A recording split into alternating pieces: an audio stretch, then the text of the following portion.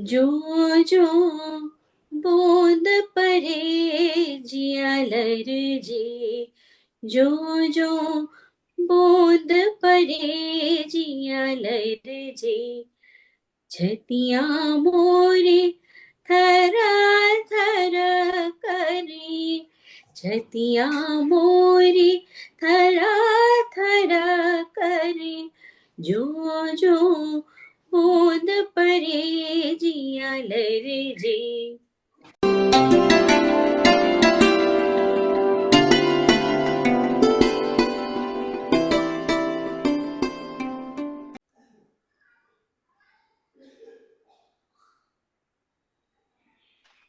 नमस्कार। वाव इंडिया के वाव साहित्य कृतिक मंच द्वारा आयोजित किए जाने वाले कार्यक्रम वाव पर्सनालिटी में आज आपसे एक ऐसी शख्सियत से आपको मिलवाने जा रहे हैं जो भावों की गहन अभिव्यक्ति और नेचुरल स्क्रीन प्रेजेंस के जरिए छा जाती हैं टीवी स्क्रीन और बड़ी स्क्रीन पर, चाहे फिजिक्स वाला हो, चाहे बवाल हो, चाहे हिचकी हो और बहुत सारे। यूं नई दिल्ली के भारतीय विद्या भवन से पास आउट हैं और किराना घराने के विश्व प्रसिद्ध गायक पंडित मणि प्रसाद जी की शिष्या है, जिनसे गुरु शिष्य परंपरा में किराना घराने की गायकी सीखी है। चरित्र पात्रों की कुशल अभिनेत्री। जी हाँ, नाम है इनका अंजुमन सक्सेना। इनका पूरा परिचय तो कार्यक्रम की होस्ट और संस्था की कल्चरल सेक्रेटरी श्रीमती लीना जैन आपको देंगी, लेकिन हाल ही में अगर आपने गजराज राव, रेणुका शहाणे, यशपाल शर्मा, शिवानी रघुवंशी इत्यादि के द्वारा अभिनीत पंचायत और गुल्लक को टक्कर देती दोपहिया सीरीज देखी होगी, तो उसमें एक खास सीन ने आपका ध्यान अवश्य खींचा होगा। और वो दृश्य था कि जब दुपहिया खरीदने के लिए पैसों की जरूरत पड़ती है तो लड़की की माँ और गजराज राव के जो कैरेक्टर है उनकी पत्नी बनी मालती झा अपने चीनी चावल के डिब्बों में से अपनी जमा पूंजी निकाल कर देती हैं और पति के पूछने पर बोलती है कि बस कुछ पूछो मत, दोपहिया खरीदो। इस दृश्य ने हमारे छोटे शहरों, कस्बों और गांवों में रहने वाली मध्यम वर्गीय आम महिला को सच में जीवंत कर दिया, सामने लाकर खड़ा कर दिया। हर महिला ने अपने आप को इस चीज से जोड़ा होगा। ये दृश्य अंजुमन सक्सेना ने ही किया था। तो अंजुमन सक्सेना से बातचीत का सिलसिला शुरू करते हैं और आमंत्रित करते हैं लीना जैन को। उससे पहले हमारी सीनियर वाइस प्रेसिडेंट बानू बंसल जी हमारे साथ जुड़ी हुई हैं, हमेशा की तरह उनकी सपोर्ट हमें मिलती है। तो बानू जी, आपका भी स्वागत है। और अंजुमन जी, आपका तो स्वागत है ही, आप तो हमारी आज विशेष अतिथि हैं। तो लीना, कार्यक्रम को आगे बढ़ाइए और अंजुमन जी का परिचय और उनसे जो भी कुछ आगे बातचीत करनी है वो सिलसिला शुरू कीजिए। बहुत बहुत धन्यवाद पूर्णिमा जी कि आपने मुझे ये मौका दिया। सबसे पहले एक बार मैं फिर से तहे दिल से अंजुमन जी का वाव इंडिया के इस कार्यक्रम में स्वागत करती हूँ। आपने अपना समय निकाला, इसके लिए बहुत बहुत धन्यवाद।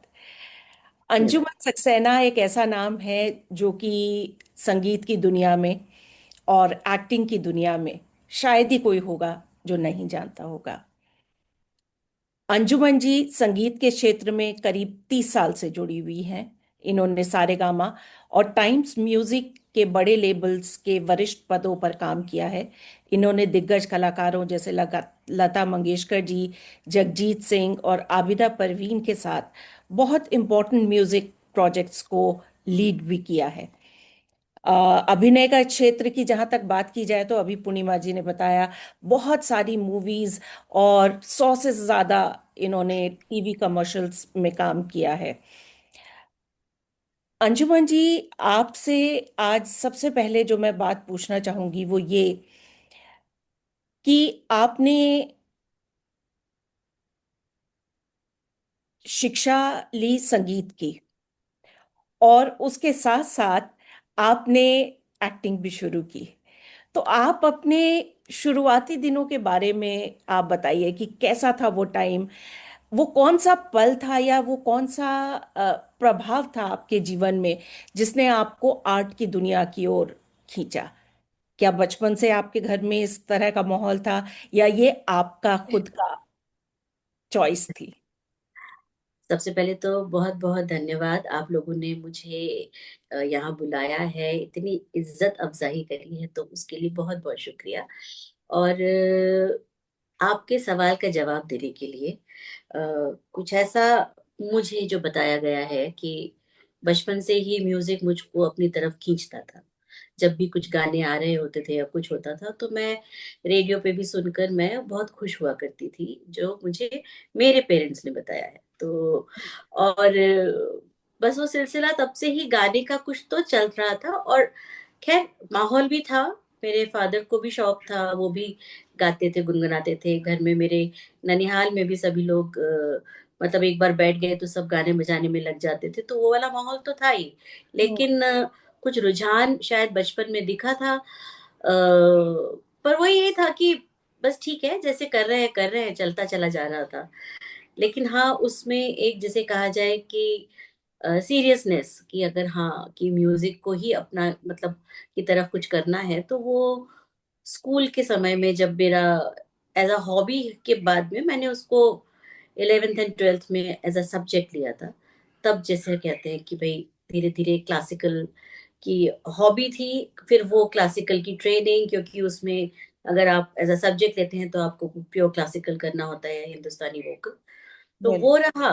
फिर श्री राम भारतीय कला केंद्र से फिर आगे सीखा, फिर कुछ गैप आया, और बिल्कुल बहुत लेट इन लाइफ में कहूंगी, लेकिन गुरु जी मिले मुझे, पंडित मणि प्रसाद जी, और फिर मैंने उनसे गुरु शिष्य परंपरा में उनसे भी सीखा। सो ये तो मेरा म्यूजिक का सफर ऐसा शुरू हुआ और चल रहा है फिलहाल। जी, आप गुरु जी तो, पंडित जी तो वाकई सबसे ज्यादा तो वॉइस कल्चर के लिए वो जाने जाते थे। कोई भी अनाड़ी से अनाड़ी उनके सामने लाके खड़ा कर दो। और आप तो बता रही हैं कि आपको बचपन से शौक है। बचपन में जब लीना बच्चे रेडियो को सुनते कुछ गाते हैं, नाचते कुछ करते हैं, तो घर वालों को अच्छा भी बहुत लगता है। बिल्कुल बिल्कुल। और वो भी हर कोई बच्चा नहीं करता, शायद जिसको एक ताल की, एक रिदम की समझ होती है, वही बच्चा रिएक्ट कर पाता है। तो उसी से पेरेंट्स जज करते हैं कि हाँ भाई, इस बच्चे को इस फील्ड में थोड़ा प्रोत्साहन देना चाहिए। हाँ, यस। बिल्कुल बिल्कुल। और प्रोत्साहन मुझे अपने परिवार से हमेशा मिला। और ये भी मैं बता दूं एक वो चीज कि 3 साल की थी मैं जब हम लोग उस वक्त बम्बई में रहा करते थे। तो गणपति के पंडाल हुआ करते थे जहाँ पे सब जगह ये चलता था, तो हर कोई जाता है उन दिनों में, तो हम भी गए थे देखने के लिए। और वहाँ एक स्टेज पे प्रोग्राम चल रहा था, और जो मुझे बताया मेरे माता पिता ने कि मैंने जिद पकड़ ली कि अब मुझे भी गाना है वहां जाके, और मुझको खड़ा कर दिया गया वहां पे, और मैंने वहां जाके गा भी दिया था। वाह। क्या बात तो ये मतलब शुरुआत कुछ तब से हो गई थी। है। बिल्कुल। क्या तो बात है। वो कहते हैं ना कि पूत के पांव पालने में नजर आ जाते हैं, तो आपके साथ वही रहा। जी लेकिन आपने डीयू से इंग्लिश ऑनर्स किया, फिर जी। बीएड भी किया, तो आपका जो एक एजुकेशनल प्रोफाइल है वो अपने आप में काफी स्ट्रांग है। तो वो होने के बावजूद फिर आपने गुरु शिष्य परंपरा से, काफी कठिन शिक्षा होती है, आपने उसको चूज किया। तो ये दोनों चीजें एक साथ कैसे? तो ऐसा था कि वो भी एक पसंदीदा सब्जेक्ट था, इंग्लिश था एक पसंदीदा सब्जेक्ट। तो मतलब 12th के बाद मुझे म्यूजिक ऑनर्स नहीं करना था। मेरा मतलब था भी कि करूं या क्या करूं, पर मुझे था कि नहीं, मुझे करना इंग्लिश ऑनर्स है, वो मेरी इच्छा थी। तो वो करा। एंड फिर वो उस जमाने में, जिस जमाने में हम थे, ये होता था कि भाई टीचिंग एक बहुत अच्छा ऑनरेबल प्रोफेशन भी है, आप उसमें आप जा सकते हैं। तो फिर वही एक साथ हुआ, प्लान करके कि चलो ठीक है, टीचिंग में जाएंगे, तो बीएड भी कर लिया, तो उसमें English and social studies subject लेके वो भी किया, तो स्कूल में पढ़ाया भी, कई साल पढ़ाया, सब किया। फिर जब फैमिली का वक्त आया कि हाँ बेटा हो गया, सब हो गया, तो फिर मैंने वो सब छोड़ दिया। मैं चाहती थी कि बच्चे के संग वक्त बिताया जाए, तो बस वो इसी तरह से कुछ पकड़ा कुछ छोड़ा ऐसा वाला चलता रहा सिलसिला। वो रहा। और गुरुजी के साथ तो सीखने में मजा भी बहुत आता था। गुरुजी का क्या था, लीना, वो रटी रटाई चीजें नहीं सिखाते थे। वो कोई बिल्कुल। एक चीज उठा लेते थे, गाते हाँ। थे, गाओ साथ में गाओ, हाँ। जो मैं गा रहा हूँ तुम इसको आगे इम्प्रोवाइज करो। तो जो उनका सिखाने का तरीका था ना, इतना अच्छा था कि शिष्य बहुत को ही। अच्छा हाँ। लगता था। क्यों नहीं अंजू नहीं, जी? बिल्कुल। और मतलब गुरुजी के साथ भी, मतलब मैं कहूंगी कि मेरी किस्मत अच्छी थी कि मैं गई थी उनसे कुछ और बात करने। और हाँ, उन दिनों में मैं सारेगामा में काम किया करती थी दिल्ली में, और मैं गई थी उनसे उस बारे में कुछ बात करने के लिए कि किसी एल्बम के लिए या कुछ इस तरह से बात हुई। तब उन्होंने मुझे पूछा कि क्या तुम्हें भी संगीत का शौक है, करती हो क्या? मैंने कहा जी गुरुजी, मतलब मैंने बोला जी पंडित जी मैं थोड़ा बहुत गा लेती हूँ कभी। तो उन्होंने कहा अच्छा चलो कुछ सुनाओ। हम्म। और फिर मैंने जो अपनी मेरी ट्रेनिंग थी क्लासिकल की, जो कुछ मैंने सीखा हुआ था, तो केदार क्योंकि मेरा बहुत ही पसंदीदा राग था भी और अभी भी मुझे बहुत पसंद है, तो मैंने बस उसकी एक बंदिश उनको ऐसी थोड़ी सी सुना दी थी। तो फिर उन्होंने मुझसे पूछा सीखना है तुम्हें और सीखना है, और मेरे मुझे तो ऐसा लगा कि ऐसा पूछा उन्होंने मुझसे तो सीखोगी, और मैं तो बहुत खुश हो गई।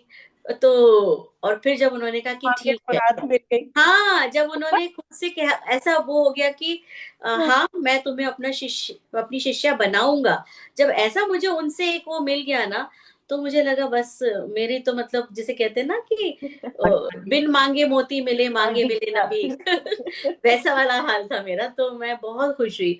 फिर हम बस सब हमने करके गंडा बंधन सब हुआ, और तब से एक शुरुआत हो गई साथ में। इसी बात पे आपकी आवाज में कुछ हमें सुनने को मिलेगा। हम्म। हाँ। तो मैं, ठीक है, मैं वही केदार की वही बंदिश थोड़ी सी गुनगुना देती बिल्कुल बिल्कुल बिल्कुल। हूँ।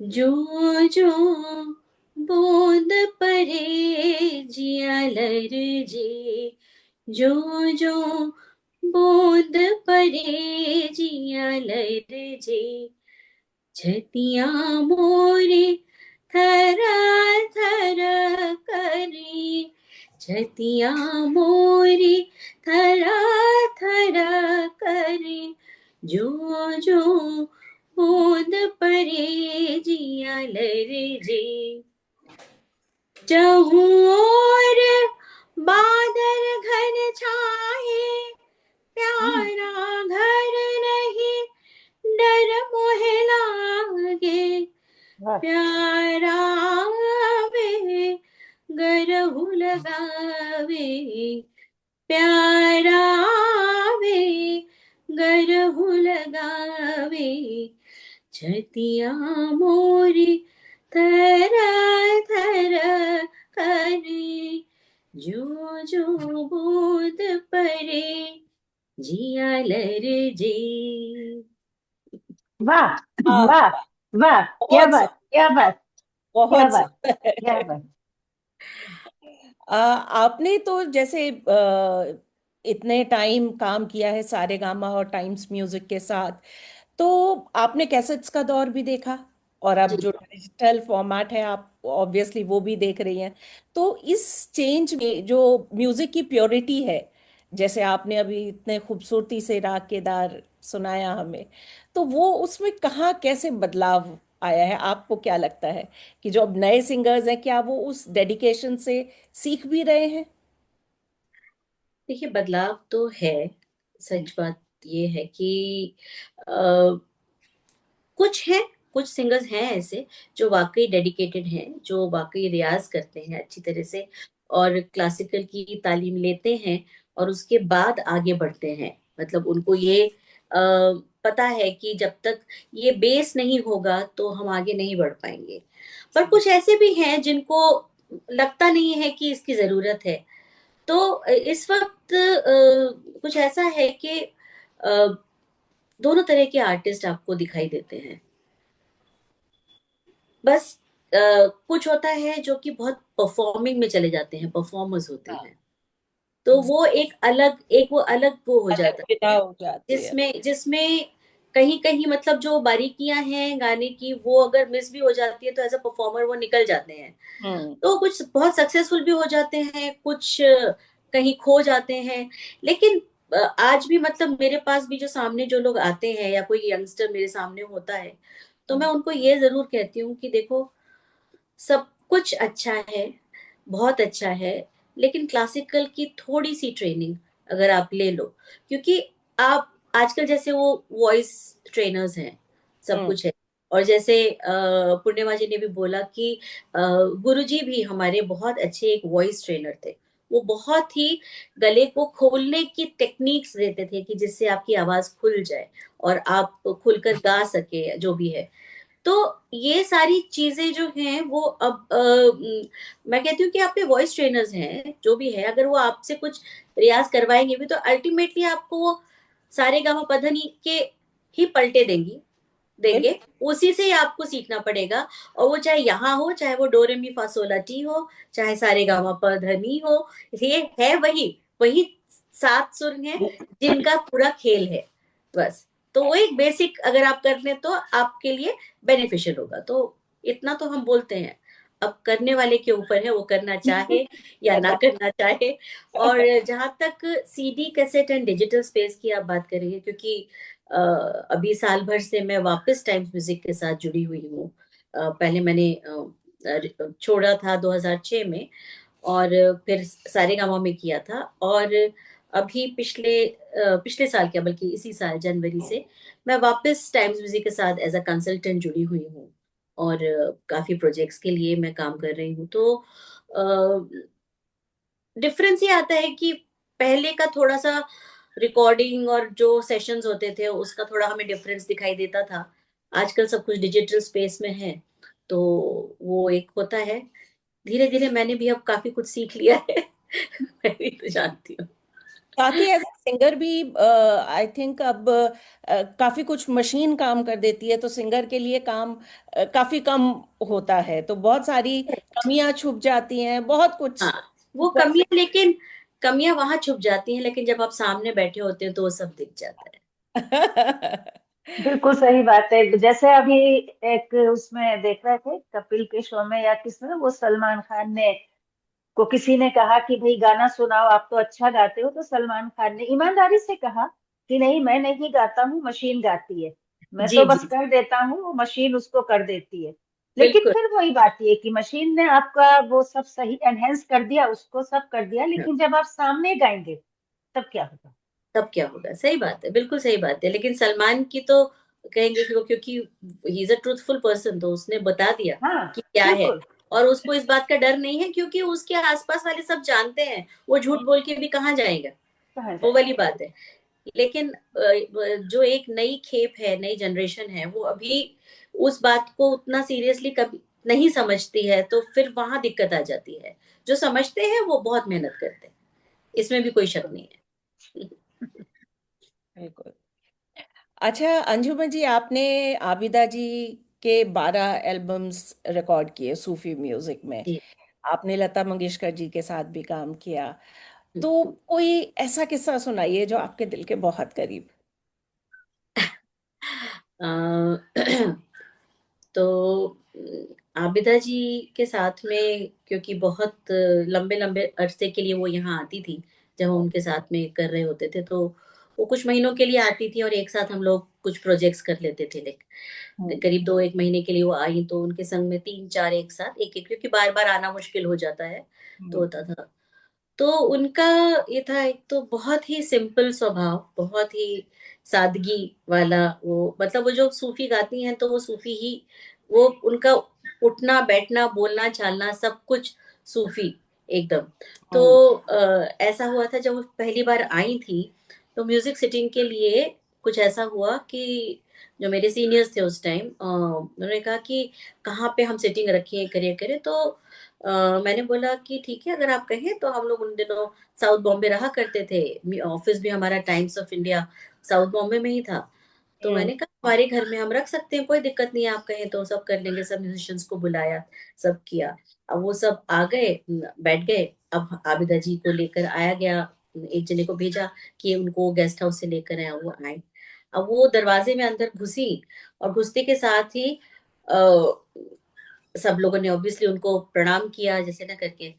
अब हम्म। हम इधर से झुकते हैं, वो उधर से झुक रही है, मतलब करीबन 10 मिनट यही चल रहा था। और वो देख के ना थोड़ी देर बाद हम लोगों को लगा कि अगर एक हमें तो रुकना पड़ेगा, वरना वो तो ऐसे ही आदाब करते रहेंगे, क्योंकि इतनी उनकी सादगी है, सब है। फिर हमने कहा, मैंने कहा नहीं, आप आइए प्लीज, आप बैठिए। और वो आती थी तो ऑब्वियसली उनको रहता था, वो उनका खाने पीने का थोड़ा सा होता था, बहुत हल्का फुल्का। तो उनके लिए अलग से, बाकियों के लिए अलग से, उनके लिए हल्का लौकी और ब्रेड और पता नहीं क्या उन्होंने, ताकि इतना ही मैं खाऊंगी, ये सब उनके लिए बना बनू के रखा था। बस उन्होंने उतना ही खाया। और लेकिन उतना सब करने के बाद जब वो बैठी और उन्होंने गाना शुरू किया, उफ, फिर जो वो सुर लगा ना, तो हाँ ऐसे हाँ हाँ हाँ। आज मैं बात भी कर रही हूँ तो मेरे रोंगटे खड़े हो रहे हैं। ओहो। जैसे वो, आबिदा जी को सुना तो सच्ची में और वो भी उनको साक्षात सुनना सामने। साक्षात ऐसे आमने सामने हम बैठे हैं, उनको सुन रहे हैं। और स्टूडियो में भी हमारा बड़ा ऐसा ही माहौल होता था, क्योंकि वो खुला गाती है ना, उनका हम्म। हम्म उनको हम बांध के नहीं गा करा सकते थे। तो ये हम्म होता था कि उनके साथ में साजिंदों को बिठा के, ताकि भाई अब आप गाइए, और माइकिंग वगैरह सब कर दी गई है, और हम इस तरह बैठ के सुनते थे। ऐसा लगता था कि जितने दिन वो गा रही होती थी, हम रिकॉर्डिंग में थे, हमें लगता था कि रोज हम एक कॉन्सर्ट सुन रहे हैं। तो वो एक अलग ही एक वो माहौल होता था। हम्म लेट नाइट तक वो गाती थी, वो सुबह नहीं गा पाती थी, उनका ये होता था दोपहर के बाद शुरू होता था, हम हम्म। करते थे। तो रात को 1:30, 2, 2:30 बजे तक चल रहा है, हम रिकॉर्डिंग कर रहे हैं, लेकिन वो वक्त पता ही नहीं चलता था, ऐसे सही बात चला। है, सही बात है। और जहां तक लता जी की भी बात है, तो वो भी बहुत simple. And Abida ji great fan of didi, मतलब लता जी हम्म ग्रेट, बहुत बड़ी। वो आई थी तो उनकी सबसे पहले एक चीज थी कि मुझे दीदी के घर जाना है। ओ। हम्म तो फिर एक दिन मैं उनको आप उनको लेकर के गई, लेके गए। मैं उनको लेके गई उधर, उनसे मिलवाया। सो आज भी वहाँ की यादगार तस्वीरें हैं कुछ मेरे पास, बहुत खूबसूरत। तो वहाँ बैठे, बातचीत करी, और वो इतनी खुश हुई थी वहां जाके हम्म। कि उनको ऐसा लगा कि आज जैसे ईश्वर के दर्शन कर लिए, उनके लिए वो वाला पल था। और दीदी भी बहुत ही इतना सिंपल सॉफ्ट बोलती थी, ऐसा रहता था। और हम्म। फिर कुछ ऐसा बना कि उनके घर मेरा भी आना जाना हो जाता था, कभी उनसे मिलने, कभी उषा जी से मिलने, हम्म। कभी हृदयनाथ जी से मिलने के लिए, कुछ ना कुछ काम है या कुछ ऐसा होता था, तो आना जाना हो जाता है। आज भी हृदयनाथ जी के जो के बेटे से मेरा काफी वो है, तो हम लोग बातचीत करते रहते हैं, तो अच्छा लगता है, इट्स नाइस। वो उस घर में जाकर भी एक अलग ही माहौल मिलता है प्रभु कुंज में, लगता है वो प्रभु कुंज ही है। बिल्कुल सही बात। हाँ। जब आप म्यूजिक की बात कर रही हैं तो आपके चेहरे की जो चमक और जो आपके अंदर की खुशी है वो हमें दिख पा रही है। तो इससे जब आपने एक्टिंग में 2014 में आपने ट्रांजिशन किया, 12 में 2012 में उसकी बद्री की दुल्हनिया। हाँ, बद्री की दुल्हनिया जो थी वो मैंने 14 में की थी, पर उसके पहले टेलीविजन मैंने शुरू कर दिया था। जी जी, हम्म तब तो से शुरुआत। ये आपका एक प्लान्ड डिसीजन था या चूंकि आप उस माहौल में थी तो वो हो गया? कुछ प्लान नहीं था, बिल्कुल मुझे खुद हाँ। नहीं पता आज तक कि मैं यहाँ कैसे पहुंच गई हूँ। हम्म प्लानिंग कुछ नहीं थी। हाँ। बस कुछ ऐसा कुछ कहते हैं ना, भगवान बाई की। चांस, बाई चांस ऐसा एक वो कुछ हुआ कि हम्म मैंने 2009 में मैंने सारेगामा भी छोड़ दिया था, मैं दिल्ली में ही थी उस वक्त। फिर मैं थोड़ा था कि मुझे अब नहीं करना, क्योंकि वो बहुत ट्रांजिशनल फेज था, एवरीथिंग वाज गेटिंग डिजिटल, ये सब चल रहा था। तो मुझे थोड़ा सा वो प्रोडक्शन वगैरह भी थोड़ा सा कम हो गया था, कुछ चेंजेस हो रहे थे, तो फिर उस वक्त मैं वहां से निकल गई थी। तो एक ब्रेक था मेरे लिए लाइफ में, तो एक ब्रेक लिया था। तब मैंने वो ये वो वक्त था जब मेरी जिंदगी में गुरुजी आ गए, पंडित अच्छा। पंडित जी, हाँ।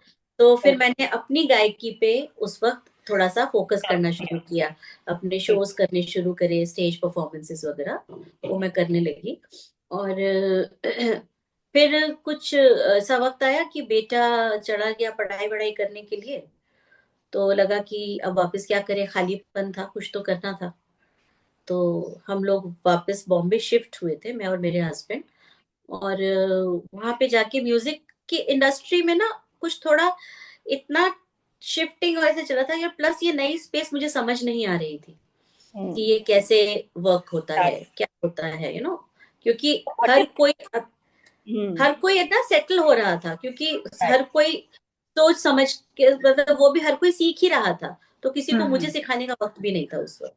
तो भी हम्म। कैसे समझे, क्या करे, कैसे होता है, हम्म। डिजिटली कैसे रिलीज हो जाता है, फिर उससे कैसे आता है, सर्कुलेट कैसे होता है, टेक्निकलिटीज बहुत है। टेक्निकलिटीज बहुत थी, तो नहीं समझ में आ रहा था।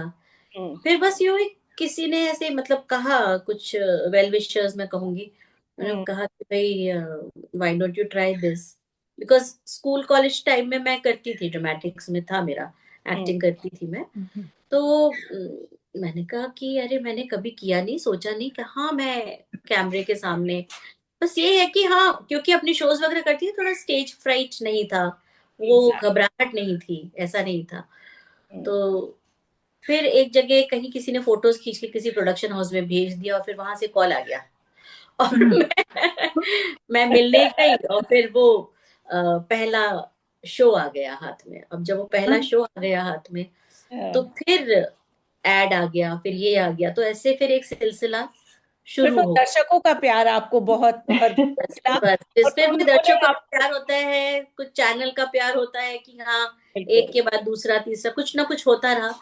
और यही सिलसिला तब से शुरू हुआ। तो मैं कह रही हूँ ना, it just happened by chance, I had never thought about it. बस हाँ ये जरूर मैं कहूंगी कि क्योंकि दोनों आर्ट, चाहे वो म्यूजिक हो, लाइक सिंगिंग हो, या फिर वो एक्टिंग हो, हम्म। कॉम्प्लीमेंट करते हैं एक दूसरे को काफी हद तक, काफी हद तक, बिल्कुल। क्योंकि क्योंकि इमोशंस तो वही है ना, चाहे वो गायकी में हो, चाहे वो एक्टिंग में हो। बिल्कुल। तो मैं कहती हूँ, मैं सोचती हूँ कि वो मेरा म्यूजिक का बैकग्राउंड और वो जो चीजें हैं, वो कहीं ना कहीं मुझे एक्टिंग में हेल्प करती है, और एक्टिंग जो है वो मुझे म्यूजिक में हेल्प करती है। बिल्कुल। बिल्कुल बिल्कुल। इमोशंस और तो वैसे भी एक्टिंग में जिस तरह से आपको भावों का उतार चढ़ाव है और बहुत सारी चीजें हैं, अगर आपने गाना सीख रखा है तो वो वैसे भी नेचुरली आ जाता है। मैं वही कह रही हूँ, उसके लिए बहुत बहुत मेहनत नहीं फर्क, करनी पड़ती। बहुत फर्क बहुत फर्क पड़ता है पड़ता उसका। वो समझ में आता है कि अगर ये खुशी है या दुख है, या असमंजस है, या क्या है, हर जो एक है। भाव इमोशन, है वो।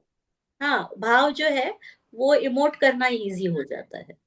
प्रिसाइसली बिकॉज बेसिक अंडरस्टैंडिंग ये है कि इसमें ऐसे होगा, ये इससे इस तरह डिफरेंट है, तो मुझे जी ये देना है, तो वो जी सिंगिंग में देना है चाहे वो देना है, तो वो करेक्ट। आप आसानी से जी जी कर जी जी। पाती हैं। लेकिन हाँ। एक आपसे राज और पूछना चाहूंगी, आप चाहे मूवीज करती हैं which is a long format, या हम्म, आप टीवी ऐड करती हैं जो कि एक 30 सेकंड का छोटा सा बहुत शॉर्ट फॉर्मेट है, तो हम्म, एक्टिंग वाइज अगर देखा जाए दोनों में बहुत फर्क होता है। अगर आप जी किसी ट्रेनिंग स्कूल में देखें तो इनको अलग अलग माना जाता है कि 30 सेकंड का ऐड बहुत मुश्किल माना जाता है कि आपको बहुत कम टाइम में आपको सब कुछ देना है या एक लुक में ही सारा कुछ देना है। वेर एज मूवी में या सीरीज में आपके पास थोड़ा टाइम होता है, आप आराम से सांस लेके ब्रीद लेके टाइम लेके आप अपना एक्सप्रेशन दे सकते हैं, लेकिन हम्म। आप दोनों में ही कमाल कर देती हैं। अरे कर पाती थैंक यू सो मच,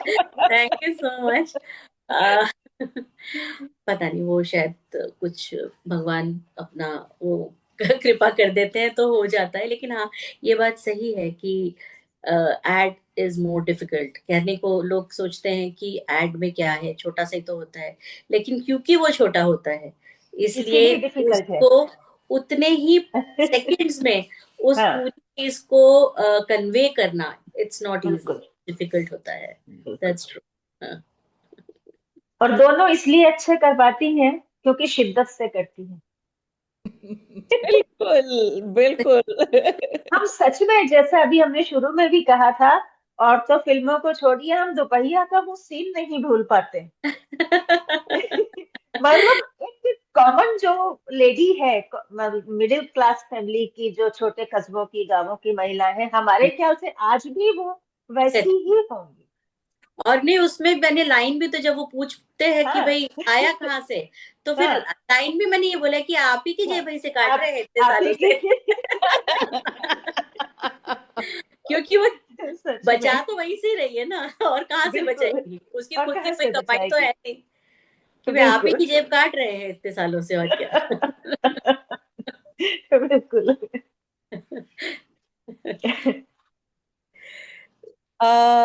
एक चीज और अंजुमन जी, आप सब कुछ कर रही हैं। जैसे आपके प्रोफाइल को अगर हम देखें तो आपने, लगता है कि एक ही जीवन में बहुत सारी जिंदगियां जी ली हैं। आप टीचर भी हैं, आप एक बिजनेस वुमेन भी हैं, आप किराना घराने की शिष्या भी हैं, आप एक्टर भी हैं। तो अगर मैं आपसे कहूं कि आप अपने आप को एक शब्द में डिस्क्राइब करें, तो वो क्या कहेंगी आप? That I am a woman. क्या बात, क्या बात, क्या बात। बहुत ख्याल से बहुत। ये तो। मल्टीटास्किंग कैपेबिलिटी जितनी एक किसी भी एक महिला में होती है, शायद ही वो किसी और में इतनी होगी।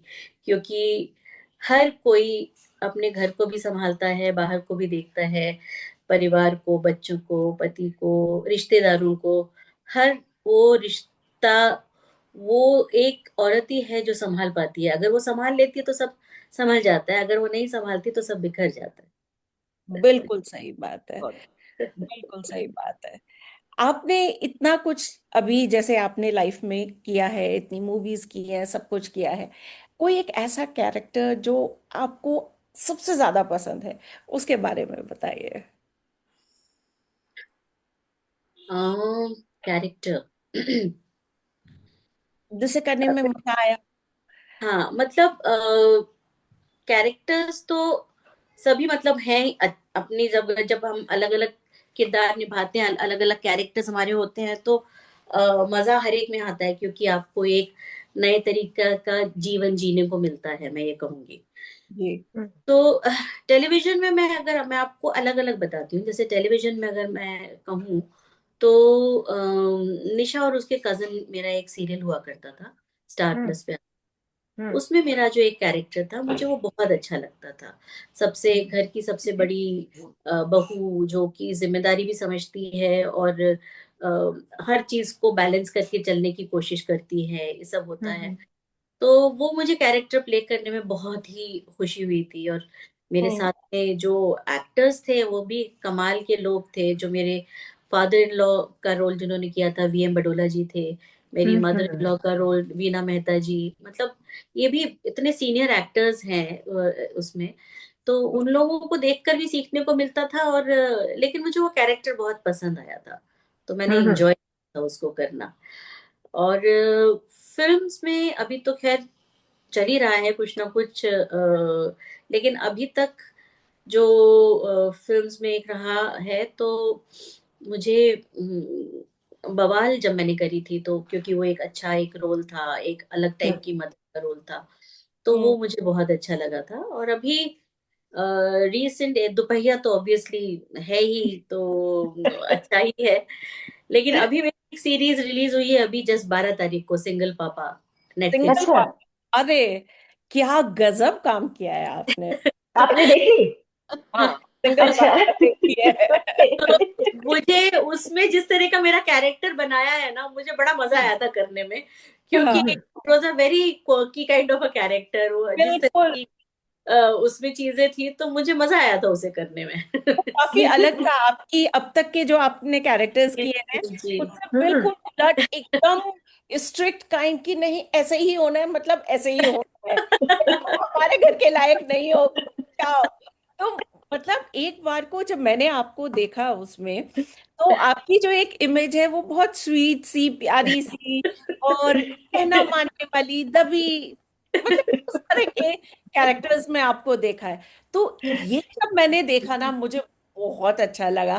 और आपने इतनी बखूबी निभाया है उसको, थैंक उसी ठहराव के साथ, उसी पावर के साथ।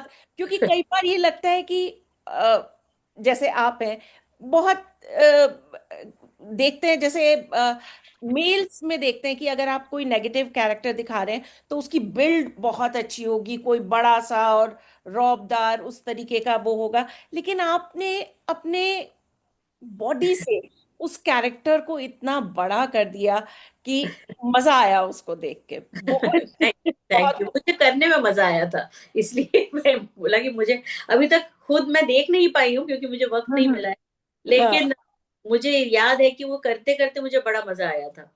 और अभी तो, और लास्ट मेरा ये जो अभी ऐड था मिलिंद सोमन के साथ में एक, वो ऐड करने में मुझे बहुत मजा। ओ, क्या बढ़िया ऐड है, जब वो ट्रेडमिल से आपको ऐसे पकड़ते हैं, क्या बात है। So these are Milind some Kumar, new things that I have done and I have really enjoyed myself doing that. नहीं ऑब्वियसली मिलिंद सुमन जैसी शख्सियत, और वो ऐसे पकड़ी, मतलब एज ऑडियंस देखने में हमें इतना मजा आ रहा है, तो आपको भी करने में कितना मजा आया होगा वो हम समझ सकते हैं। Yeah. आपकी लाइफ अंजुमन जी बहुत डिसिप्लिन्ड लाइफ रही है ऑब्वियसली, क्योंकि आपने पढ़ाई में भी इतना अच्छा किया है, म्यूजिक में इतना अच्छा किया, हर तरीके से आप एक बिजनेस वुमेन रही हैं। तो कहीं ना कहीं एक डिसिप्लिन आपकी लाइफ में हमेशा रहा है। तो आजकल के जो नए कलाकार हैं, चाहे वो म्यूजिक के हों चाहे वो एक्टिंग के हों, उनको आप क्या गुरु मंत्र देना चाहेंगी या मूल मंत्र देना चाहेंगी? अभी कुछ दिन पहले एक और इंटरव्यू था, उसमें भी एक किसी ने मुझसे ये सवाल पूछा था, तो जवाब जो मेरा तब था शायद आज भी वही रहेगा कि हमेशा हाथ को, अगर आप हाथ को, दिमाग को अगर आप ऐसा रखोगे कि हाँ, जो मिल रहा है उसको मुझे ग्रहण करना है, अगर एज अ लर्नर अगर आप रहेंगे, if you are always a student, तो आप जो है बहुत कुछ पा जाते हैं। जिस दिन आपने ये सोच लिया कि अब तो मैं सब कुछ पा गया या पा गई हूँ और मुझे और ना कुछ सीखने की जरूरत है ना कुछ है, तो उस दिन कहीं ना कहीं एक गुरूर आ जाता है, और उसके बाद में ना आपकी के दिमाग की वो जो दरवाजे होते हैं ना, वो बंद हो जाते हैं, फिर आप प्रोग्रेस नहीं कर पाते और चीजों को आप एक्सप्लोर नहीं कर पाते। तो हमेशा बिल्कुल। अगर आप विनम्र भाव से एक शिष्य की तरह अगर आप चलेंगे, तो दूसरा कोई आपको गुरु मानेगा, लेकिन आप फिर भी शिष्य रहेंगे, तो जरूर कुछ आगे बढ़ते रहेंगे और बिल्कुल। सीखते रहेंगे। बहुत सीखना जरूरी। तो सीखना तो जीवन भर का होता है, जी जीवन जी। भर। और हर किसी से हम लोग कुछ ना कुछ हर सीखते किसी से, रहते हैं। बिल्कुल बिल्कुल सही बात कह रही है, और न हर एक। केवल इंसानों से, हर जीव से, यहाँ तक कि नेचर से, हर चीज से जीवन भर एक सीखना, लर्निंग प्रोसेस चलता बिल्कुल रहता है। बिल्कुल। तो इसके अलावा चूंकि हमारी संस्था महिलाओं की संस्था है, आपने गृहस्थी भी संभाली, आपने जब आपका बेटा हुआ तो आपको बेटे को समय देना था, आपने उस समय के लिए काम भी नहीं किया, ये सारी चीजें। तो गृहस्थी भी संभाली, सिंगिंग भी संभाली, दूसरे जो आपका चीजें हैं वो भी संभाली, एक्टिंग को भी किया। तो ये सारी चीजें, वो तो आपने एक शब्द में कह दिया, because I am a woman, वो तो आपने एक शब्द में बोल दिया, जो कि हमारा स्लोगन भी है वाव इंडिया का।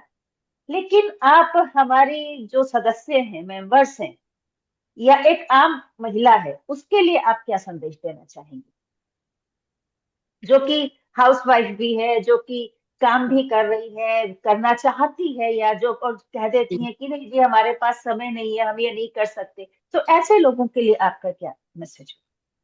इससे पहले कि मैं इसका जवाब दूं, मैं आपको एक और चीज कहना चाहूंगी कि ये सब करने की जो मुझे ताकत एक्चुअली मिली थी ना, वो जिस इंसान से मिली थी, आज अनफॉर्चुनेटली वो मेरे साथ है नहीं यहाँ पे, मेरे हस्बैंड।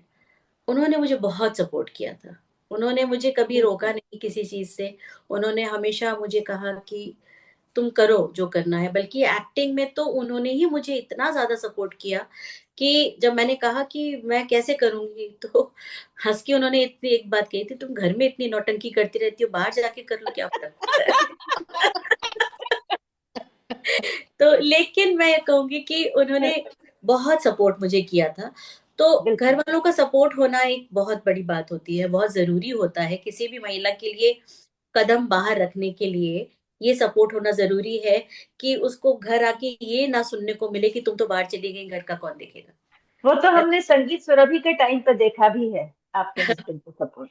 जी जी। देखिए। तो हाँ जी। वही ना, तो मैं कह रही हूँ कि वो एक सपोर्ट होना चाहिए। लेकिन हाँ, वक्त कभी आपके पास होता नहीं, वक्त निकालना पड़ता है। हम्म। वक्त निकालना पड़ता है, उसके लिए आपको अपने को थोड़ा सा डिसिप्लिन करना जरूरी है, ये सोच के कि भाई आप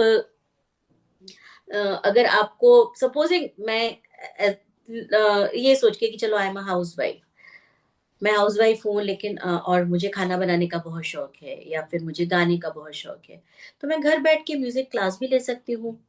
घर बैठ के मैं खाना बना के कहीं सप्लाई भी कर सकती हूँ, कुछ भी कर सकती हूँ। आपको एक कदम तो उठाने के लिए एक खुद के अंदर एक आत्मविश्वास होना बहुत जरूरी है। और वो आपके परिवार वाले आपको देते ही देंगे, नहीं देंगे वो भी आपको नहीं, आप नहीं मतलब कह सकते कि हाँ हमें मिलेगा। ये हर एक की जिंदगी में ऐसा नहीं होता है, हर एक के जीवन में नहीं होता, मैं जानती हूँ ये बात। लेकिन कहीं ना कहीं एक अपना आत्मसम्मान लेके खड़े होके कहना तो पड़ेगा कि हाँ मुझे ये करना है। और जब आप अपना एक दृढ़ निश्चय ले लेते हैं, तो फिर उसके बाद में आसपास से भी लोग जुड़ने लगते हैं और कुछ ना कुछ आपको सपोर्ट मिलने लगता है। मैं तो यही मानती हूँ। बिल्कुल, घूम फिर के बात वही आ जाती है कि पहले तो अपने आप को पहचाने, जी आप क्या कर सकती हैं, क्या करना चाहती हैं, और जी। उसके बाद अपने अंदर एक आत्मविश्वास पैदा करें कि हाँ मैं ये करना चाहती हूँ तो मैं ये कर कर सकती सकती हूँ, हूँ। जी। और करूंगी भी। और करूंगी भी। करूंगी भी। हाँ, तो ये ये बहुत घूम फिर जरूरी है। के बात यही आ जाती है हर हाँ, महिला के लिए, और हर महिला के ही लिए ही नहीं, हर किसी के लिए, हर किसी के महिलाओं के लिए खास तौर महिलाओं की से। तो हम बात महिलाओं की कर रहे हैं, बट हर बिल्कुल, एक की लाइफ में अगर आपके पास एक कॉन्फिडेंस नहीं है, सेल्फ कॉन्फिडेंस होना बहुत जरूरी है। बहुत और जरूरी है। ओवर कॉन्फिडेंस नहीं होना चाहिए, बट सेल्फ बिल्कुल। कॉन्फिडेंस और बस। वो बाहर वालों से नहीं मिलेगा आपको, वो अपने अंदर से मिलेगा। अंदर से मिलेगा वो। आपको कोई आके नहीं कहेगा कि ऐसा नहीं है। हाँ, अगर आप कुछ करने की इच्छा रख के खड़े होंगे, तो दूसरा आके आपसे ये कह सकता है कि बिल्कुल हाँ मुझे तुम में कॉन्फिडेंस है कि तुम ये कर सकती हो या कर सकते हो, वट एवर। बिल्कुल, लेकिन वो बिल्कुल इच्छा बिल्कुल। शक्ति आप में खुद में होनी चाहिए। जी आप खुद खड़े होके कहना आपको पड़ेगा कि मैं ये करना चाहता हूँ या मैं ये करना चाहता हूँ। जी तभी जी। दुनिया और शायद जो भगवान जी हैं वो आपके साथ आएंगे। बिल्कुल, भगवान आपको मतलब आपको वो जो कहते हैं ना कि घोड़े को भी वहां नाम तक ले जा सकते हैं, पानी तो उसको खुद पीना पड़ेगा। खुद पीना। उठा बिल्कुल सही के नहीं बात है।